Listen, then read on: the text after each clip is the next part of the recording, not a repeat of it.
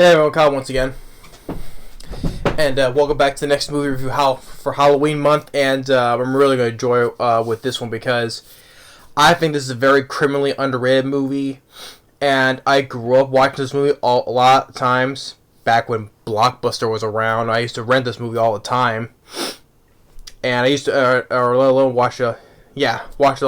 all the time from Blockbuster. I love this film. I still don't get why the hate for it, and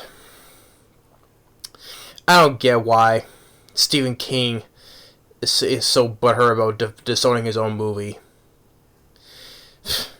I'm sorry. To me personally, I think he's full of shit on this. What I think is very underrated is, this it's the only film that Stephen King has directed. That is of Maximum Overdrive. I love Maximum Overdrive. I grew up with this film. It's probably another all-time favorite Stephen King film for me. I love this film, and I gotta say right off the bat, right now, this is a very shitty cover. I think it's a very lazy-looking cover, and I just prefer because there was the front cover of this DVD was like sort of similar to this, but instead there was a person inside the grill or the engine of the truck.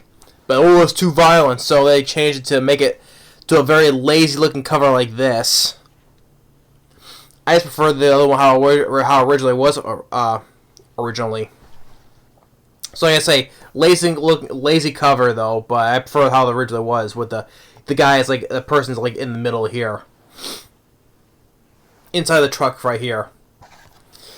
But regardless of that, though, besides this lazy cover, I love Maximum Overdrive. And yeah, Stephen King is the only film he's directed, and he disowns his own movie because they said it was like, what was it, a moron type of movie? I don't know what he said about it.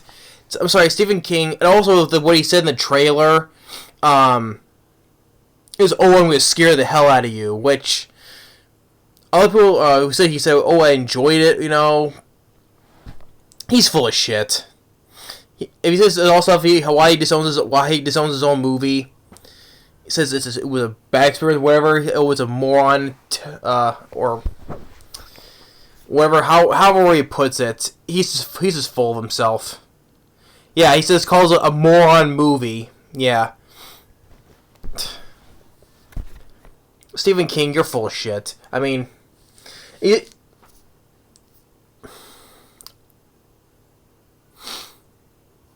to me, I'm sorry. He directed for the only film he's directed. He directed a very fun, kick-ass, fun B movie. Okay, yeah, it's about killer trucks. When was the last time you felt? You want to think it was horrible? It's based on a short novel, Trucks, Cold Trucks by Stephen King. You want to see what was horrible, abysmal? Watch the made-for-TV movie Cold Trucks. That was horrible. That was much horrible than this. What Stephen King says about this. There's the movie that's based on the short story. It's Cold Trucks, and it's Cold Trucks. That was horrible. Or you talk about it's a killer vehicle. Why? Okay, what about Stephen King's Christine from John Carpenter? I love Christine. People don't seem to make fun of that movie. But it's so that's a classic film from John Carpenter. But people don't seem to make fun of that movie. They just want to make fun of this. Oh, it's a killer truck movie, whatever. And people say it's a cheesy movie. You know what? If you call it cheesy, fine. It's my kind of cheese. All right, there you go. And first of all, you have a great cast, which it stars Emilio Estevez. You have a kick-ass soundtrack by AC/DC. Not only for the songs, but also the score for the film. Once you have AC/DC in your movie, enough said. Of Shake Your Foundation, Who Made Who, You Shook Me All Night Long, Hell's Bells.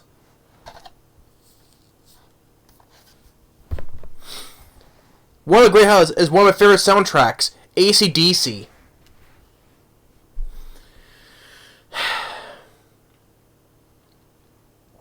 I just don't get the freaking hate for this.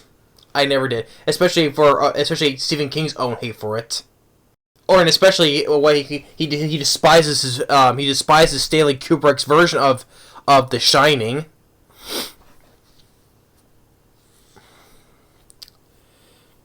Sometimes I like Stephen King though, but sometimes I think he's full of crap on a lot of things. But Maximum Overdrive. What can I say about Maximum Overdrive? Yeah, it's a killer truck. It's a killer vehicle movie, basically. And how people start probably think it's because at the beginning they had about this freaking comet thing, and that's how it makes all the machinery go haywire. I mean, right off the bat, you have an opening where there's like one of those signs that's on buildings that shows that whatever on advertising or whatever. It immediately goes. It means like a sign on a building goes, "Fuck you, fuck you." It starts talking like that, and then you got Stephen King himself in a cameo at an ATM, and it says, "You're an asshole. Asshole," and it's like, this machine just called me an asshole. And then the drawbridge, one car standing on top of it falls right in the water. I mean, and then you have the freaking Green Goblin truck, which I thought I always loved. I always loved the Green Goblin truck. I mean, first of all, yeah, Green Goblin, Marvel, right? If it was done today, and a Marvel character was in a horror film like this, the Green Goblin truck, oh my god, Disney, I would bet Disney would have a humongous hissy fit over that. If it was done today and put a character like anything associated with Marvel in a horror film like the Green Goblin, oh my god, I would bet Disney would have a huge hissy fit over that. I would bet money on that. Because Disney is so fickle and a whole bunch of things about the properties, whatever. Because they're freaking monopoly. They want to own freaking everything. But I always loved the Green Goblin truck. It went to the Happy Toys truck. So you got Emilio Estevez. You got Pat Hingle. Pat Hingle, he's the one who plays Commissioner Gordon from the Tim Burton / Joel Schumacher Batman series, the four ones. He plays Commissioner Gordon. He's the owner of this truck stop called the Dixie Boy. You have appearance on who was the guy who drove the Green Goblin truck. He's the guy who played Barney from The Silence of the Lambs. He was one of the orderlies at the prison where Hannibal Lecter was, and he came back in an appearance in Hannibal. And also, he was also the state traffic investigator in Highwaymen with Jim Caviezel. So I know that guy. I forget the guy's name though, but he was in Silence of the Lambs, Hannibal, Highwaymen. He's the guy he drove the Green Goblin truck. Or you have a cameo appearance by the guy something Esposito.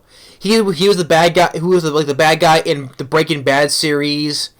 He appeared in the sequels of The Maze Runner. He played the Magic Mirror in the TV show of Once Upon a Time. Giancarlo Esposito. Yeah, Giancarlo Esposito. Yeah, a young guy, young Giancarlo Esposito. So yeah, before starring in Breaking Bad. Yeah, he was a much younger of him. He plays a guy he's in the game room, like, it starts spewing out a bunch of like cigarettes and change. He's taking all of it, and then he sort of gets like a little bit hypnotized by this one of the arcade games. When he touches it, he gets electrocuted. I mean, you get so much fun in this. I mean, like cool kills. Like he gets electrocuted, or even at a little league baseball game where the coach gets killed by a vending machine where he gets a soda can in the nuts and then right in the head, and it's like hitting some other kids too. Or a freaking steamroller just goes and flattens another kid. This is what's cheesy. Screw that. Okay, this is fun. I'm having fun with the film. I got some pretty good kills as well. Like I said, a kid gets steamrolled to death. Like later a Doctor Doom, Judge Doom, and Who Framed Roger Rabbit. Or Or when the Green Goblin truck, the eyes glow red like it's possessed. Well, it is though, but where it runs over that Bible salesman like it's reversing, and the guy about how one garbage truck ruins his car, and he starts yelling at, where the hell are you going, you truck son of a bitch? And then the Green Goblin truck backs up and just hits him, knocks him off his shoes into a ditch. Or before that, the character Duncan, who's the father of that boy, the baseball kid, Deke, because he gets blinded by gasoline, gets gasoline in his eyes.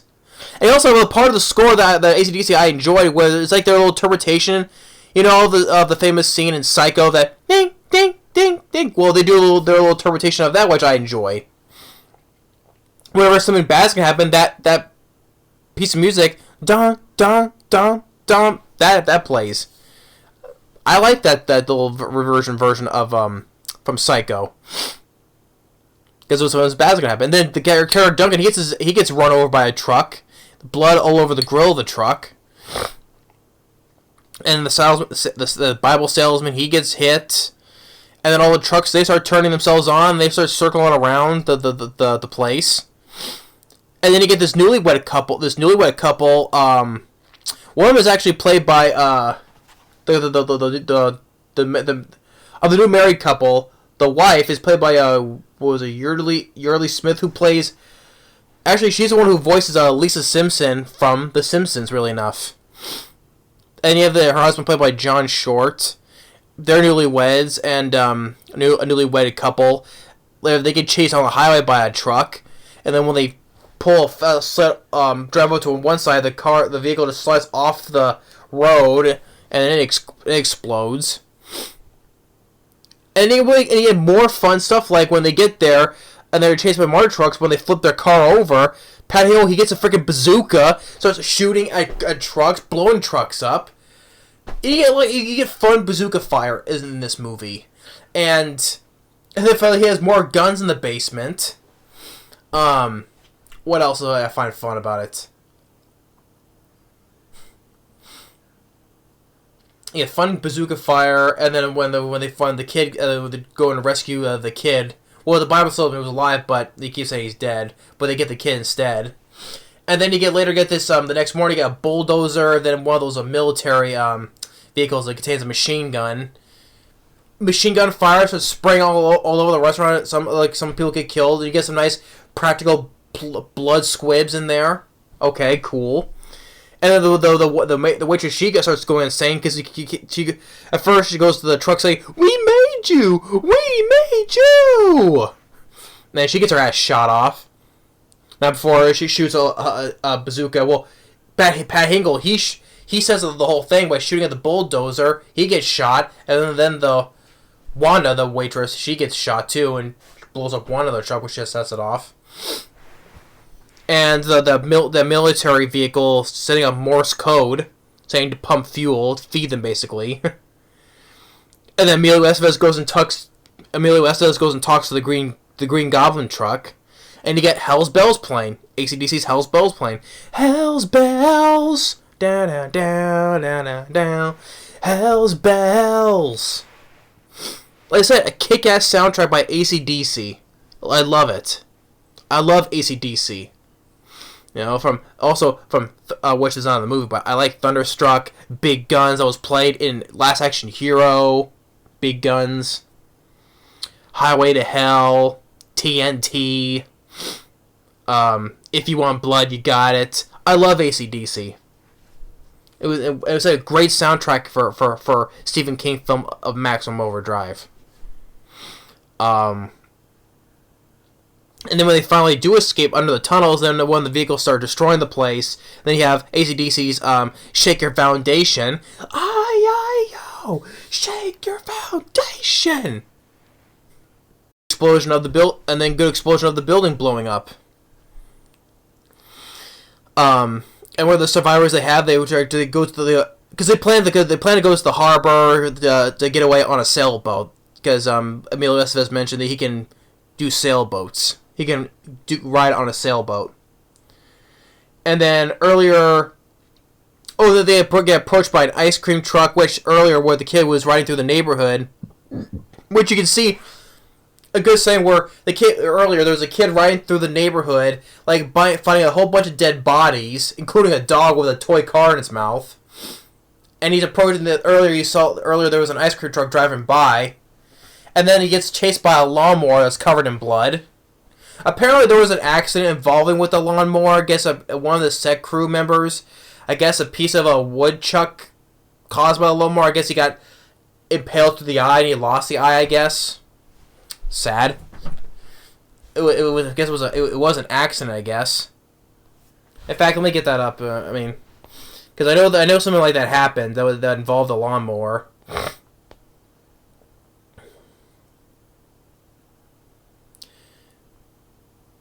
Yeah. A cinematographer, Armando Nunzuzzi, sorry, I mispronounced the name. He was struck in the eye. Yeah. By a large splinter of wood that became lodged in the blade of the lawnmower. So I guess during that lawnmower scene, I guess a large piece of splinter got caught in the blade of the lawnmower and he lost an eye over that. God, that totally sucks. It totally sucks. There's production stuff happens and production problems happen, injuries happen in the movies all the time on sets, but you lost an eye because ow. Feel bad though. And I forgot to mention it. Was it produced by? Well, I don't think it says on here, but it says from the trailer. Even during the credits, it's Dino De Laurentiis. I forgot to mention Dino De Laurentiis had a hand in this. He's produced on a lot of horror films. Dino De Laurentiis. So I got to mention him. Italian film producer Dino De Laurentiis. Yeah. Who's produced on a lot of horror films. But yeah, that's what happened with the lawnmower, though. But then the ice cream truck there, but at the end it comes back again. The character Curtis, John Short, and the woman that likes Emilio Estevez, Laura Harrington. They shoot at it, causes it to flip over. I guess apparently with that ice cream truck scene, I guess that apparently that was not supposed to happen. It was not supposed to flip over that way. It was supposed to happen a different way. And then while it's going on, the Green Goblin truck is following them. And then there's one guy stops because he sees a dead woman that has a huge diamond ring. He stops because he wanted that. And actually, that guy is actually played by Leon Rippey because I've seen him in other movies, like in Eight-Legged Freaks. He was in Eight-Legged Freaks. He was the mayor who built that huge mall that was storing the chemical toxic waste. Yeah.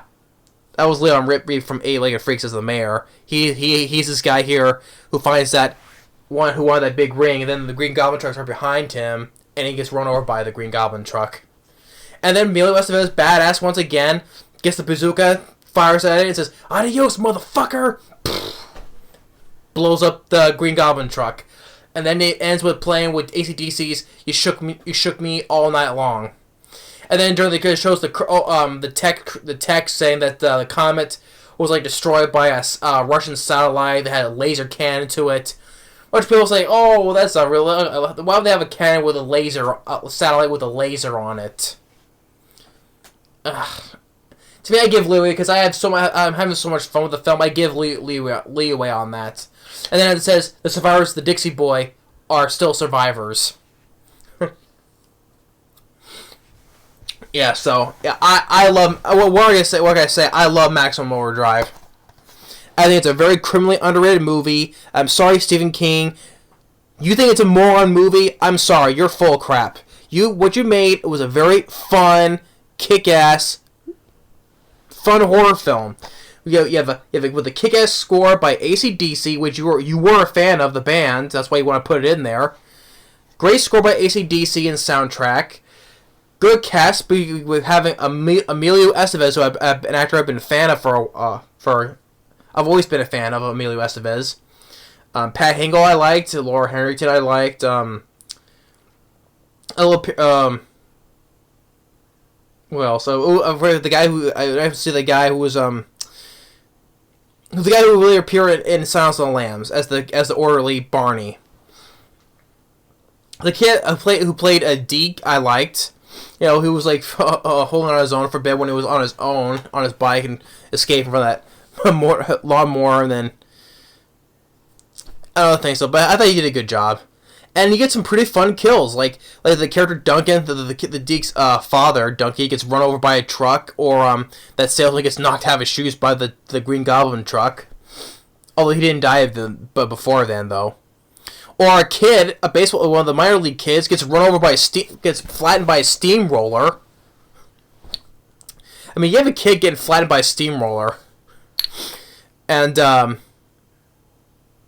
get fun. People getting shot by a machine gun.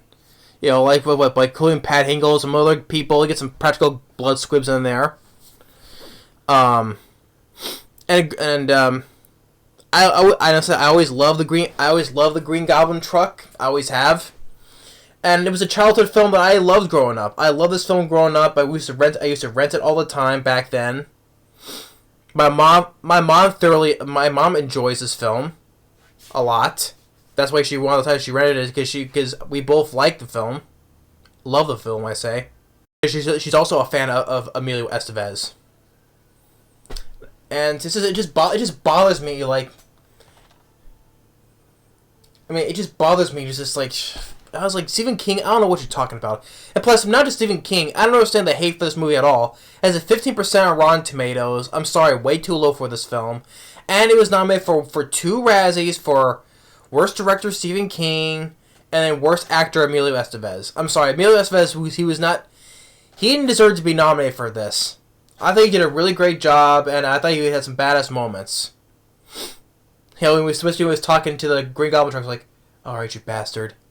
Tell your friends the main line's open. I got the best shit on the East Coast, practically uncut. You got that, fuckface? he was just talking to the Green Goblin truck. I just never stood the hate for this film. I love Maximum Overdrive. I don't know what else I could say about it. I think it's a very criminally underrated movie. Stephen King, I'm sorry. If you think your own movie's bad, fine. Can't change your opinion on that.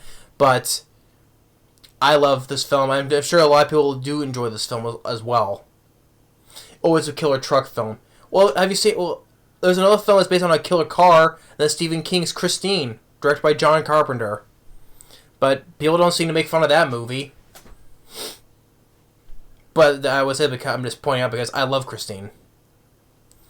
But watch Trucks. That was also based on the short novel by Stephen King. That was horrible. That was horrible. Or a killer car, or especially with a killer car. I just reviewed another. I just reviewed another one from earlier. The Car from 1977 with James Brolin and Roddy Cox. That's a killer car film. You can say that's laughable, but I enjoyed The Car. So, I just don't get it. And like I said, this is a very lazy cover. I prefer the other one where it shows the picture of a guy inside the truck. This is a very it's a very lazy cover. But I just don't find that many problems with the film. The cast overall I enjoy, especially Emilio Estevez was a highlight of the cast. Good, cool kills, like I said. Kids getting flattened by a steamroller, and this one guy, the character Duncan, just ran right over. a lot of good practical explosions, including blood squibs, especially when the machine gun fire was doing. And it said a kick-ass score and soundtrack by AC/DC. Can't go wrong. You can't go wrong with AC/DC. Can't. I love AC/DC. It was an awesome soundtrack. It's one of my favorite soundtracks. A lot of awesome songs too. And the film was not that long a movie. It's like just without end credits. It's under pretty much about, let's say, about 90 some minutes at most. It says 98 minutes, but without end credits. Probably say about 93 minutes at most. I think it was a very well paced movie. Also, another thing, I like the pace of the film. It It was never boring. I was having fun with the movie. It was like a lot of bazooka firings, fun action pieces, I could say. So I love Maximum Overdrive. I have more I can say. I'm just repeating myself. Criminally underrated, highly underrated. It deserves more love and respect, because it was a film that it was a childhood film that I grew up watching all the time. So yeah, so that's my review for, as like I said, Stephen King. Yeah, fine, it's your own opinion though, but I'm sorry, but you made a fun movie, and especially the trailer. Oh, I'm gonna scare the hell out of you. You were just full of it. I'm sorry to say. You made a fun movie, but that's in my opinion though. But yeah, that's my review for Maximum Overdrive. Thanks for watching. Stay tuned for the next movie review for Halloween month. Later.